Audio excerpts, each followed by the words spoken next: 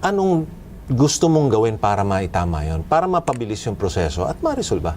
Okay, two things pero mga ano po to, medyo mahirap gawin ha. Mas madali gawin yung to institutionalize. Halimbawa yung PACC, di ba? Executive order yun eh. Yes. Gawin natin by Republic Act. Para tumibay, para magka-fiscal autonomy, may sarili siyang pera, may sarili siyang appointed officers na hindi umaasa sa kasalukuyang administrasyon. Okay, that's number one. Number two, eto, controversial to, but I'm willing to be controversial. Alam nyo kasi, ang Congress, walang nagbabantay dyan. Nobody polices the police. And as we see now, ang allegedly, di umano, nandyan nangyayari yung most of the corruption. Paano babantayan? We have to really revisit the Constitution. Kailangan tingnan natin paano ba ang removal or sanctioning ng mga congressman. Kasi when we talk about corruption, alam na natin yung systemic sa mga ahensya.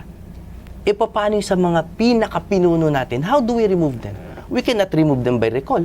We cannot impeach congressmen. They're not in the list. No? So we have to revisit that. Ganon masosolve ang corruption. Sang-ayon ka ba doon sa proposal ng death penalty para sa mga na huhuli sa korupsyon? Hindi. Alam nyo, kung ako gusto ko lang ang boto ng mga rabid, oo na ako no? At ako, tao lang ako natutokso din ako, no? Gusto ko kuminsan talaga patayin yung masasamang tao, sa totoo lang. Pero, sagrado po talaga ang human life, no? At nagkakamali ang korte. Para sa akin, mas mabigat na parusa yung ipakulong.